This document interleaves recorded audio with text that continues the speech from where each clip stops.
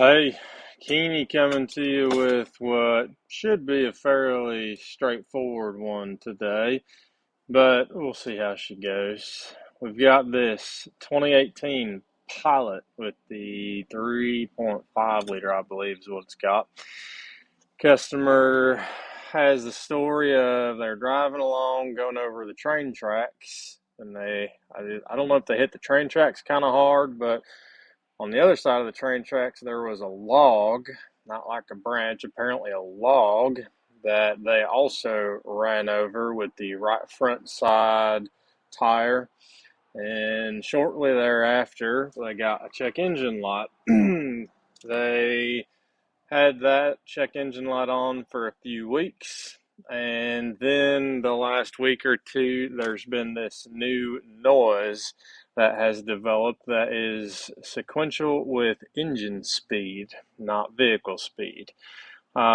Since check engine lights I do a little bit differently as far as business side, I already hooked the tool up to it and just pulled a code scan. And we do have lots of codes and lots of modules, but the customer also said that he did do a battery replacement on it. So I think a lot of these might be from battery. But we do have two codes in the engine controller for oxygen sensors. We can flip our old camera here.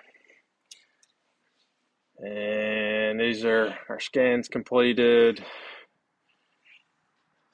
We've got 161, 161. I think one's current. And, yeah, so temporary, permanent, but they are the same code. Bank 2, sensor 2, heater circuit malfunction. That's going to be our main go-to. I don't think either of us are much concerned with any of the other codes, but we've saved this off just the same. When we do oxygen sensor stuff, I think I did this in another video. My favorite thing to do is go to the engine controller and actually bring in all four oxygen sensors, start the engine up, and then watch them all drop. And according to the codes, if we've got a bank 2 sensor 2 heater issue, the bank 2 sensor 2 data trace should stay low. These actually are probably wide bands up front, but we don't really care. That's going to be what I'm going to do first. Actually, I lied. I'm going to show you something that I found underneath first, because I did do a pre-check on the vehicle like normal, and I'm pretty sure we found the issue, but we're going to do our due diligence with data just the same. Right, rolling underneath our vehicle.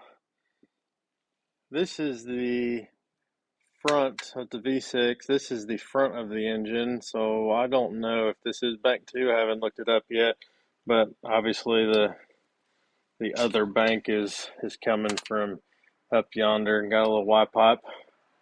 At first, I don't know if the camera will pick this up very well. You can kind of see what looks like maybe an impact on that. I don't know if I can get my light held up in the same place, but it looks like it's got the color, like discoloration, like it may very well have had an impact here.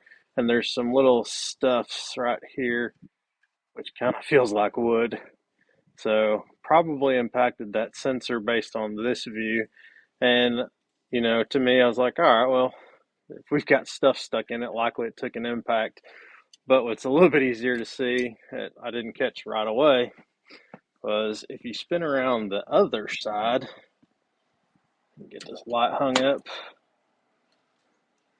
If you look at it from about that angle, you can see a couple things.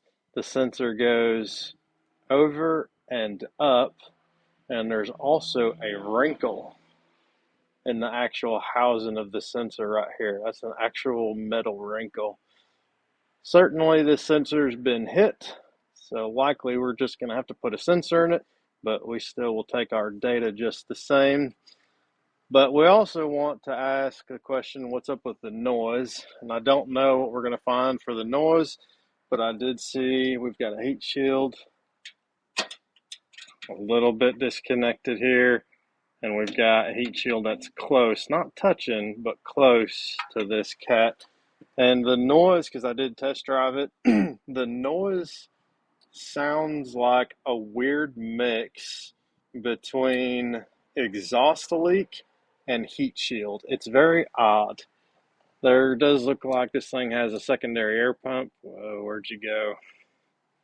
So we got this little tube dealy coming in, or that might be EGR. I really don't know. I haven't I haven't looked to see where that thing goes yet. I don't know what it does, but just another exhaust connection point is my thought of we're looking for something that sounds like a weird cross between heat shield and exhaust leak. Hanging out in the car, we got key on, engine off. Normally, I'd like to see the upstreams as, like the OBD, the generic OBD voltage, because I can't ever remember what the amperage range or whatever it's supposed to be. Just the same, we got them pulled in here because we're really concerned about our downstreams. Already we can see some discrepancy. Get rid of the glare. Bank 1, sensor 2. Oh, I did glance through service data. Bank 2 is the front of the vehicle. Bank 1 is the rear of the vehicle. That means our bank 2 sensor 2 that we've got our code for is the one under the front. That is the one that is bent. So that's lining up, which is good. But already we can see 1, 2 is showing 5 volts and 2, 2 is showing 2.5.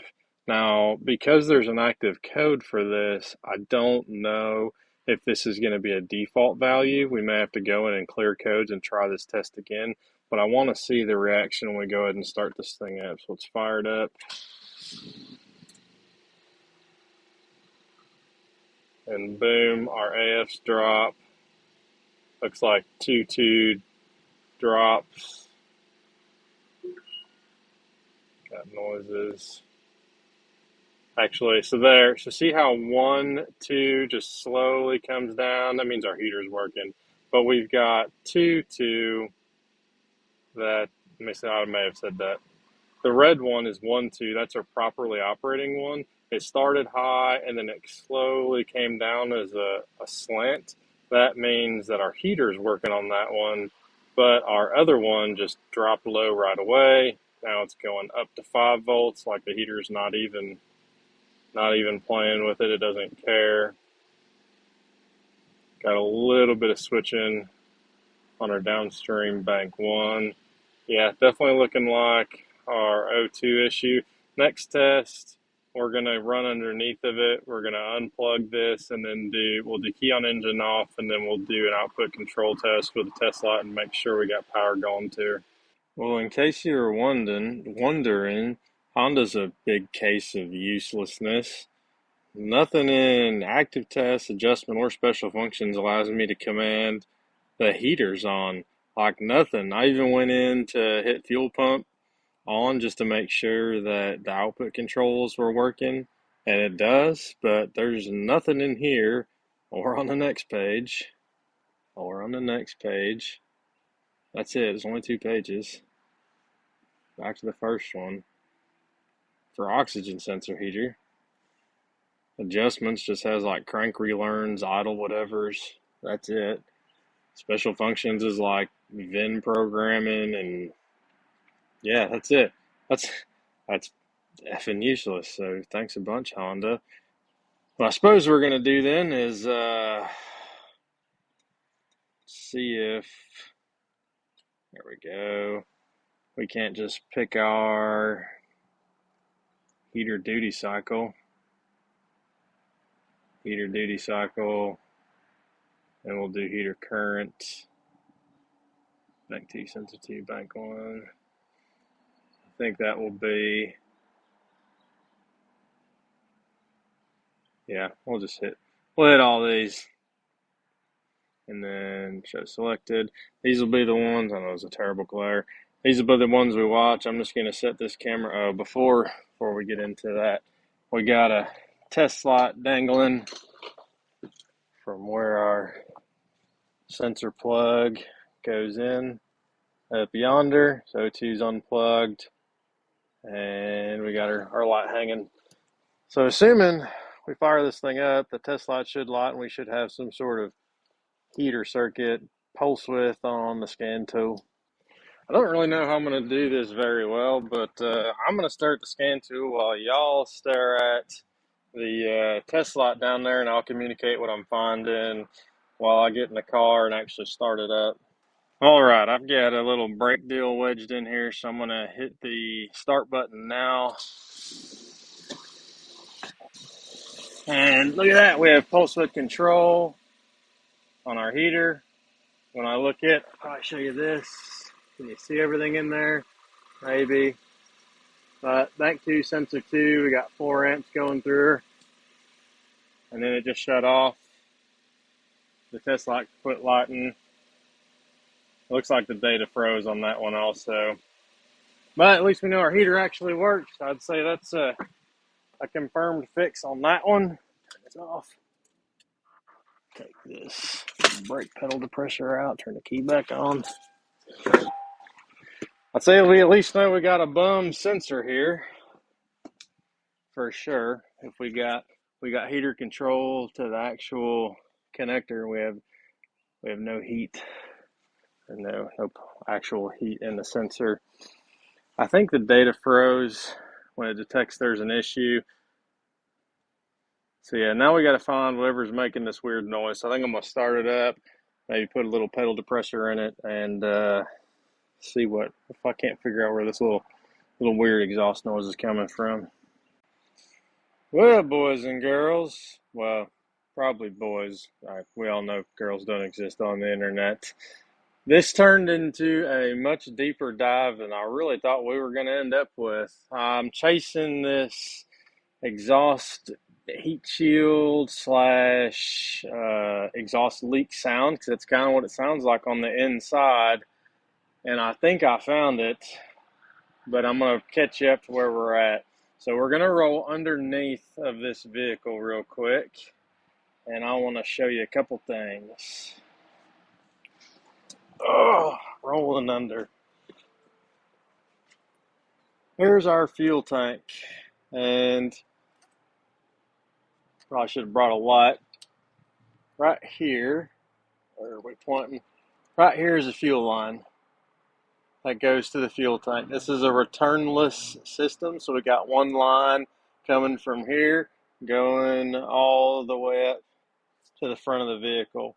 I don't know if you're going to be able to hear this very well, but I'm going to give it my best. We've got the key on, engine off. We're actually going to go do something I did earlier as a test. We're going to hit, where are we at? Fuel pump on. And it says it'll run for a while. We'll hit OK.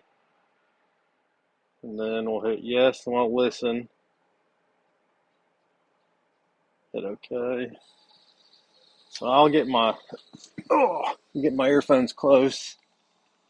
I don't know how well you can hear, but the fuel tank or the fuel pump is buzzing. That's what it sounds like in the tank. I'm going to go ahead and turn this off and try and listen at the same time. So we hit OK. Fuel pump is off. I don't know how well you're going to be able to hear that, but that's what we got. And then let me get set up for this second test. All right, engine is now running, and I don't know how well you can hear, but this line is vibrating like crazy. Like, yeah, you can see the phone shake. That's shaking the same frequency that this line is, and it's shaking real bad back here right by the tank. And as we follow it around to here, I can still feel it vibrating pretty good through here, but it actually smooths out a little bit here in the middle section. But that goes up under the engine, and based on what we just saw, that fuel pump running back here should not cause this much vibration, but there's a whole bunch of vibration in that line, and we can hear it too. All right, it's probably a little loud, but you're going to have to follow me on this. Follow me through. I'm going to flip this camera. That is the fuel line we were talking about. That thing that's clipped to it is an accelerometer. Then we're going to roll out run up under the hood. We got a few things under the hood. We've got a coil and plug on, I don't know, cylinder number 6 or whatever that is. We have a homemade pulse sensor, which is really a piezo sensor, which is in a tube. Anyway, just detects vibrations, a piezo sensor. And then over there, we're back probed into camshaft position. Let me bring you over to the screen with the greatest glare. And I want to show you this. We're looking at high pressure fuel pump. And high pressure fuel pump, description operation says, it is driven mechanically by a triangular cam installed on the rear bank camshaft. Now let's take a trip over yonder where we got all this stuff's on the scope. Horrible glare, I know. Now, blue trace, coil on plug, so we should have 720 degrees of crankshaft rotation. Let's do, so if we have one crankshaft rotation, we should have, excuse me, I misspoke. That's 720 degrees. That's 2 crankshaft rotations. In the period of time for 2 crankshaft rotations, the camshaft will rotate 1 time. And we can see that by we've got thick square wave, skinny square waves, thick square waves. Again, camshaft is rotating 1 time. But for every 1 time the camshaft rotates, there are 3 power pulses, if you want to call it that, to the high pressure fuel pump. Green trace is our accelerometer clicked on our fuel rail, and you can see 1 impact, 2 impact, 3 impact. I just touched the screen. Hopefully I didn't miss anything yet. Our noise on that fuel line is coming from our high pressure pump.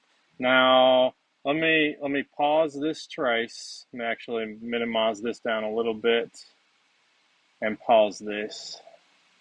And then I'll come right back. Okay.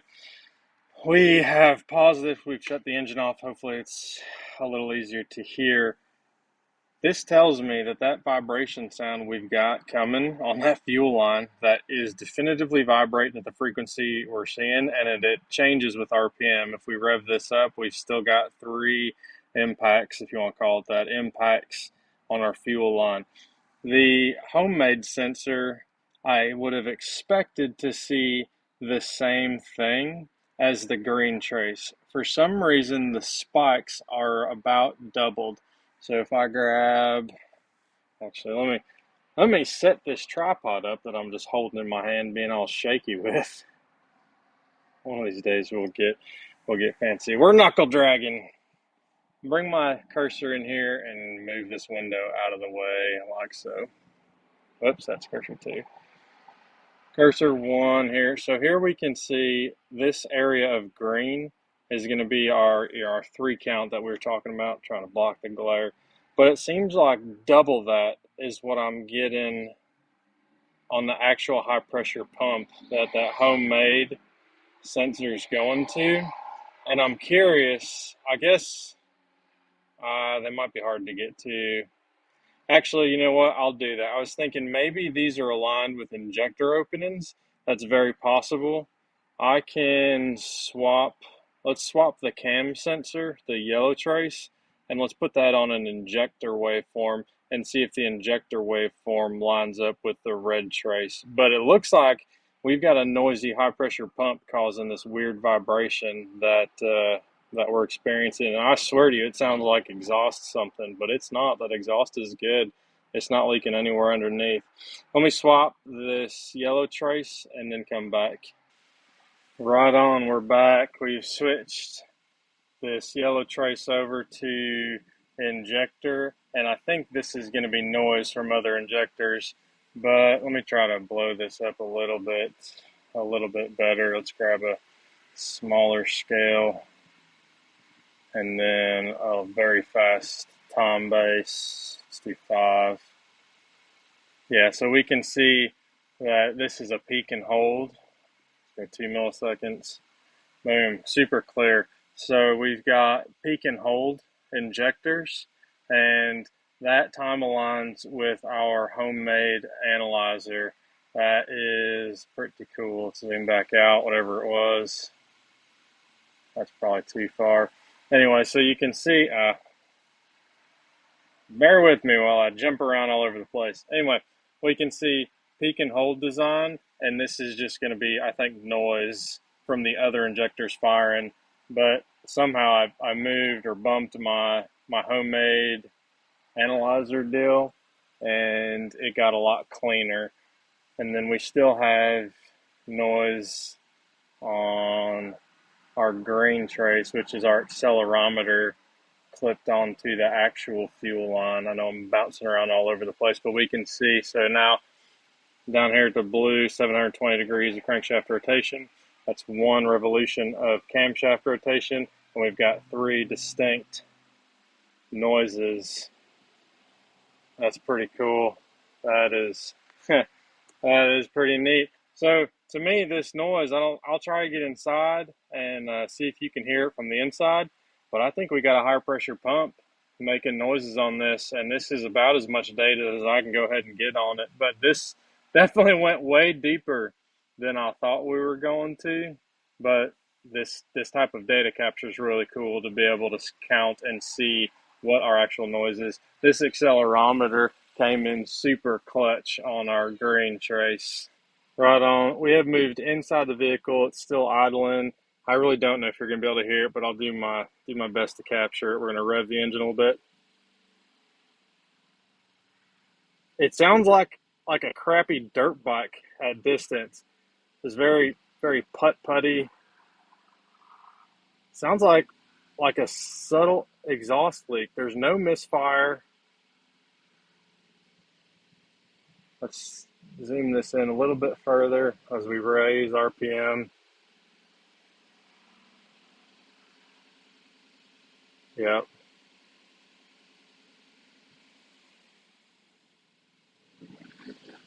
So I'll rev it up a little bit. Just try to listen best. It sounds like it's got an exhaust leak, but it is not an exhaust leak. It is thumping through this high pressure pump, through this fuel line, all the way back to the tank. And like I said, when you grab that line going into the tank, the whole thing shakes. Like, it's very, very odd for it to resonate that far back. I'll show you one more thing that will do also kind of confirm the soft line that actually connects. Stuff's falling. The soft line that connects to the high pressure pump shakes real bad too. Let's go look at that. We are under the hood. It is this line back here. How you can see this line right here is shaking like crazy. I don't know if the resolution on the camera is going to pick it up.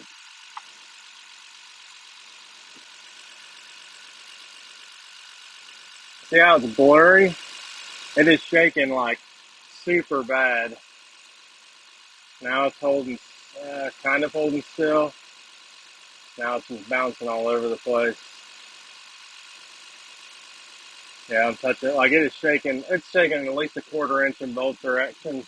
And that goes right directly to, where's it going to and from? Oh, I don't know if you can see. That goes right directly to the fuel line connection, right at the high pressure fuel pump. So that little white nipple, that connector goes on to the high pressure fuel pump. We've moved the car over to a different bay and disconnected the external mic. I'm just going to try and start the engine to capture the sound with the phone mic. We'll see if it is any better. I don't know if it will be, but it's super loud. Like, I'm going to move down to the floorboard. That's floorboard. I'm going to rev it.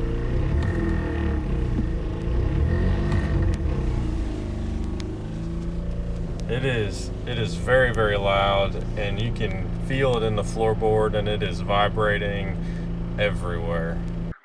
Well, we've got our new high pressure pump, our new fuel joint pipe, and it comes with this syringe of stuffs that you're supposed to apparently coat the threads and the sealing surfaces on your fuel pipes. I guess it's supposed to help stop it from leaking fuel. I haven't seen that before on other manufacturers. Apparently it's a Honda thing. Hopefully these pumps are new and not reused. I don't see any type of refurbished stuff on them, but this main spring here, this main driver, has what looks like a valve keeper style set up on the top, but it's slotted where it slides in. And this spring cap was a little bit off center, so I recentered it and it popped into its little groove. Hopefully that's not something that indicates the new part's junk, but I suppose we'll find out. Anyway, we'll get this old girl thrown on there. More loud cars driving by. We'll get this old girl thrown on there and get her fired up and get her running out the door. Intermediate update.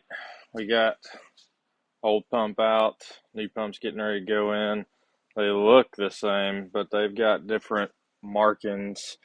Old pump says 5MR and new pump says RLV. I'm going to assume / hope that there's some sort of update in these. I guess I probably should have checked TSBs to see if they knew about it. I didn't check TSBs, but either way, I did ask Honda if it's got a warranty coverage on it, because the in-tank fuel pump on these vehicles, actually like the electric motor pump, actually has a recall, but there's no parts available yet, so they're trying to figure out how to get that squared away. And I even asked, this is not the case with this vehicle, but I even asked, what happens if you got low fuel pressure from the motor, which there's a recall on, and that low pressure takes the high pressure pump out? My phone's killing me. So I asked them if, this is again not the case with this vehicle, but hypothetically, if you got a low pressure electric motor pump failure that has the recall, and for some reason, whether it's debris or low pressure or whatever, if that takes out the high pressure pump, is the high pressure pump covered? And they say, well, we don't have enough use cases to know what Honda's going to do there, but I'm hoping they also know that this is an issue with our little different dealy deals on the numbering. I also did measure the cam, so the triangle, there's a slotted roller lifter that goes down in yonder, and then we got our little dial gauge. I measured with my squiggly needle. I measured 235 thousandths, and spec is 236 thousandths. So we are, what I'd say, I think this thing's got 90 some thousand miles on. I'd say we're well within spec for a vehicle of that age. But yeah, that's what we got. This new one's going to go in. After we get her in and primed and fired, we'll bring it back for that update. We've got our running smoothly, whatever your pilot this is.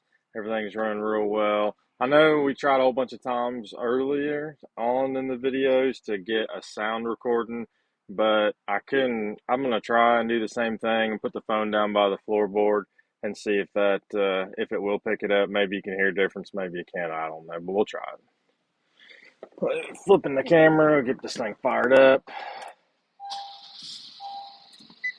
All right. Then we're going underneath the floorboard. Very quiet. No thumping, no rattling. We'll give her a rev. Super quiet. Rev her up again up here. There she goes. We still do have our check engine light on, as we've got that bum oxygen sensor. Oh, yeah. On that. So customer did approve the high pressure fuel pump, but they're going to postpone the car's making noises. But the customer is postponing the oxygen sensor repair for a later date. They're going to schedule that in the budget, and then if we get it back, we'll throw a sensor in her. But that's really all I got for you in this one. I just got to put the plastics on and rotate the tires, and she's all set. Hope this was helpful for somebody. I did see a couple of people when I was looking for, use cases, TSPs, whatever, and then just Googling stuff. It seems people have this issue on these cars, but there's not a clear, like, uh, path to repair. Like, nobody really calls it out as a high pressure fuel pump. Maybe I'll try to, I don't know, clip this video and do a shorter version and post that for others to help with that weird noise. But I'm telling you, like, you feel it in the floorboard, you grab that fuel line in the back on the fuel tank, and it rattles. Like, it's very loud and noisy and obnoxious. Anyway, so I got for you in this one. Hope it helps somebody out there. I'll catch y'all in the next video.